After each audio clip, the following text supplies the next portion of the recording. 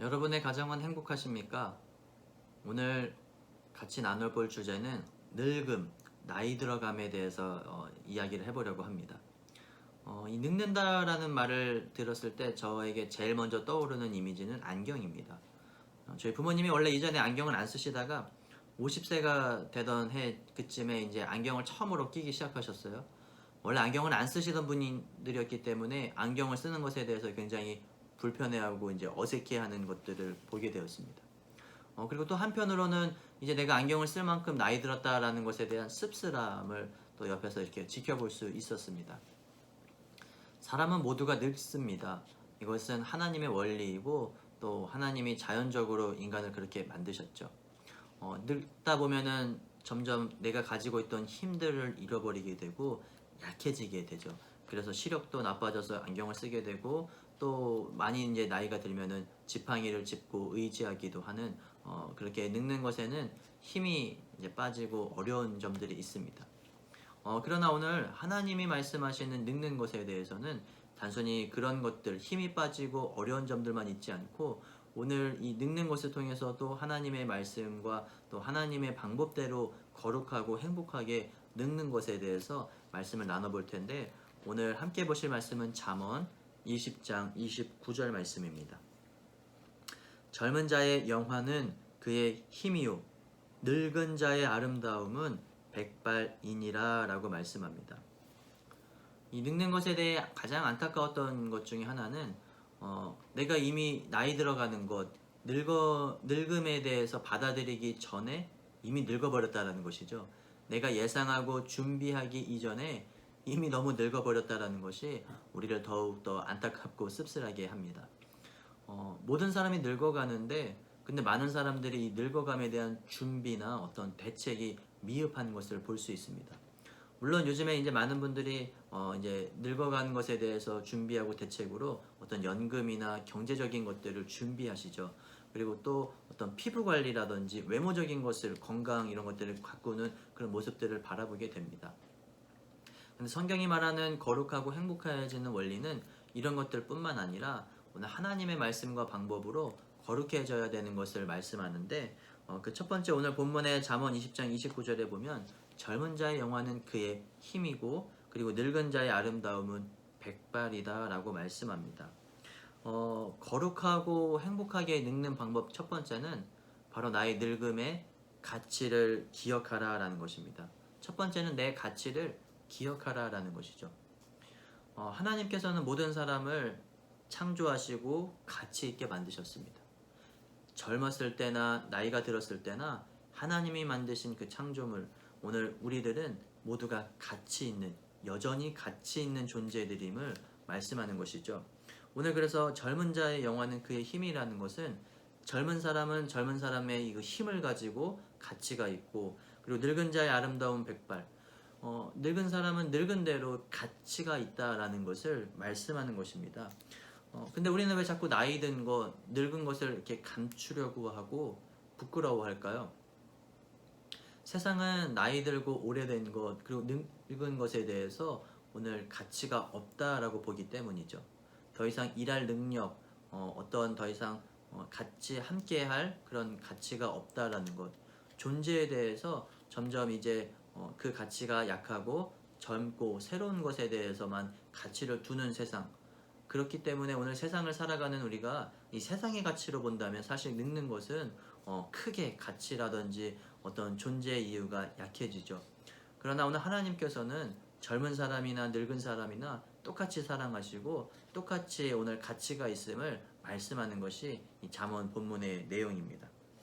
존재 자체에 가치가 있다는 것을 기억함으로써 우리는 오늘 그 자신감을 가지고 살아가야 됩니다.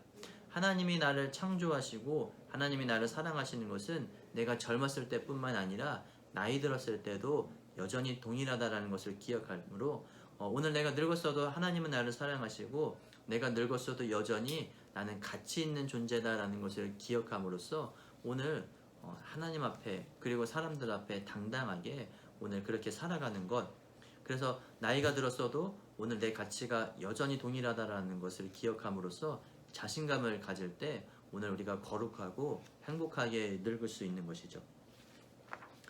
두 번째로는 새로운 역할이 주어졌다라는 것입니다. 꽃이 피고 이 열매가 맺고 그리고 이제 시간이 지나면 그 꽃이 시들고 그 꽃잎은 떨어지게 됩니다.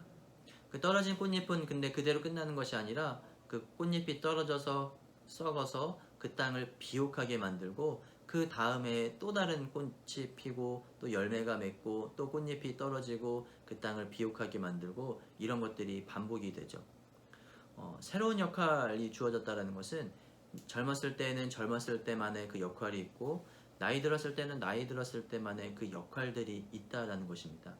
하나님의 방법은 오늘 계속해서 순환하는 것을 가르쳐 주시면서 오늘 그 역할, 특별히 그 나이와 또 그 시기에 따라서 오늘 해야 할 일들이 있음을 가르쳐 주는 것입니다.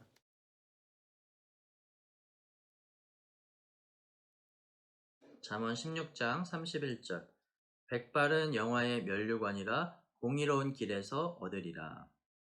백발은 흰머리를 의미합니다. 사람이 나이가 들면 자연스럽게 머리가 하얗게 변화가 되죠. 그런데 오늘 본문을 준비하면서 전 한 가지 의문이 들었던 것이 왜 흰머리라고 백발이라고 말씀하셨을까? 왜냐하면 사람마다 다르기 때문에 어떤 분은 나이가 들면서 머리가 하얗게 되는 분도 계시지만 어떤 분은 나이가 들면서 머리가 빠져서 대머리가 되는 분도 계시죠. 그렇기 때문에 사실은 백발은 나이가 들었다고 해서 다 가질 수 있는 것은 아닙니다. 차라리 어떤 주름이라든지 아니면 허리가 구부러졌다 이런 표현을 쓰는 게 낫지 않았을까 이런 의문을 가지고 이제 본문을 읽다가 그 뒤에 나오는 영화의 면류관이라는 표현이 오늘 이 말씀의 핵심이다라는 것을 깨닫게 되었습니다. 백발은 단순히 이제 나이 들어가는 것, 흰머리를 의미하는 것을 넘어서서 오늘 노인에 대한 하나의 상징이었고 그리고 면류관이라는 것은 영광스러운 자랑의 하나의 상징이었습니다. 근데 이 면류관을 어디에 썼냐면 머리에 써야 되죠. 즉 노인의 어떤 자랑스러움과 영광스러움은 바로 이 머리, 지혜에 있다라는 것입니다. 오늘 우리가 늙는다 그래서 젊은 사람보다 힘이 없고 그리고 연약한 것은 사실입니다.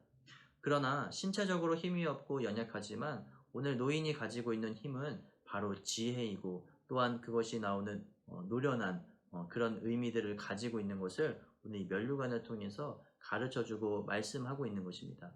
그래서 오늘 노인으로서 오늘 부끄러워하지 않고 또 그 존재의 힘을 가지고 있는 것은 바로 노인으로만의 어떤 힘과 또 그 가치 그리고 그 역할이 다르다라는 것을 말씀하는 것입니다. 저희 할머니 할아버지가 젊으셨을 적에는 열심히 일하셔서 가족들을 돌보시고 또 경제적으로 생계를 유지할 수 있는 힘이 있으셨고 그렇게 일하셨죠. 그런데 이제는 나이가 다 드셨어요. 나이가 많이 드셔서 이제는 일할 능력이 없으시고 어떤 것을 할 수 있는 힘이 많이 부족하게 되셨습니다. 그럼에도 불구하고 저희 할머니가 가족들을 위해서 하시는 일이 있는데 그것은 바로 기도하시는 일이었어요. 그리고 할머니가 가끔씩 저에게도 전화하셔서 잘 지낸지 안부를 물으시고 또 제가 하는 일에 대해서 격려해 주시고 위로해 주시는 그런 일들을 하고 계시죠. 오늘 우리가 나이 들었음에 우리가 새로운 역할이 바뀌었음을 기억해야 됩니다. 이전에는 열심히 일해서 가족을 돌보고 생계를 유지하고 책임졌다면 나이 들면 이제 우리가 해야 될 일은 그런 역할들이 아니라 위에서 기도해주고 위에서 칭찬해주고 위에서 위로해주는 일들 그래서 가족을 돌보고 격려해주는 것이 새로운 역할임을 또한 기억하며 그 역할들을 잘 감당해야 됩니다. 그러면 가정 안에서 반대로 이제 우리의 자녀들 또는 이제 우리의 부모님이 나이 들어감에 대해서 어떻게 받아들여야 될까? 아직 젊은 사람들은 그러면은 어떤 것들을 해야 될까? 레위기 19장 32절에 너는 샌 머리 앞에서 일어서고 노인의 얼굴을 공경하며 내 하나님을 경외하라 나는 여호와이니라. 부모님에 대한 사랑과 존경을 표현하는 것이 오늘 젊은 사람들이 해야 할 역할인 것입니다. 레위기를 통해서 말씀하는 것은 오늘 눈에 보이는 부모님을 먼저 공경해야 눈에 보이지 않는 하나님을 사랑하고 예배할 수 있음을 말씀하는 것입니다. 오늘 우리가 눈에 보이는 부모님께 잘하는 것, 그럼 어떤 것이 잘하는 것일까? 그것은 이제 사람마다 다양하고 또 여러분 방법이 다양하기 때문에 우리가 사실은 그 마음을 가지고 찾는다면 할 수 있죠. 저 같은 경우는 부모님께 이제 두 가지 방법으로 어떤 공경과 저의 사랑 그리고 이 존경을 표현하는데, 저희 어머니한테는 이제 가끔 전화하던 것을 자주 전화하는 것으로 바뀌었습니다. 그래서 이제 부모님 어머니한테 이제 자주 전화함으로써 어머니가 잘 지내시는지 안부를 묻기도 하고, 또 저에게 하루 종 있었던 일들에 대해서 이야기를 하기도 하죠. 사랑한다라는 말을 표현하는 것은 쑥스러워 가지고 대신에 이제 전화를 통해서 제가 사랑한다라는 것을 이렇게 증명하고 표현합니다. 여자애들에게는 이 사랑과 애정 이런 거 표현하는 거 중요합니다. 특별히 나이 드신 우리 어머니들에게는 사랑과 애정을 여전히, 나이 들었지만 여전히 사랑스럽고, 나이 드셨지만 여전히 애정을 가득하여서 내가 여전히 부모님을 어머니를 사랑한다라는 것을 표현해야 됩니다. 그리고 아버지에 대해서는 뭐 자주 전화하진 않지만 제가 만나게 되면은 아버지에 대한 칭찬, 어떤 아버지에 대한 자랑 이런 것들을 하게 됩니다. 남자에게 있어서는 어떤 애정 표현이나 사랑보다는 존경심, 그리고 남자에 대해서는 어떤 이 자존감을 높여주는 것들이 더 잘 맞는 방법이기 때문에, 이렇게 각각 다른 방법으로 저는 저의 부모님에 대한 사랑과 또 존경을 표현함으로써 나이 드셨지만 내가 여전히 이 가치 있고 사랑하는 존재임을 증명하는 그 방법들을 사용하는 것입니다.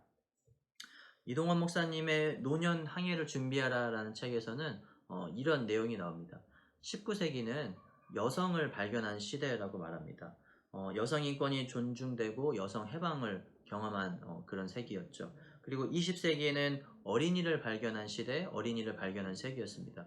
우리나라도 이제 방정환 선생님이 이 어린이날을 만들고, 그리고 이 어린이들의 인권에 대해서 존중해주는 그런 일들을 만드셨죠.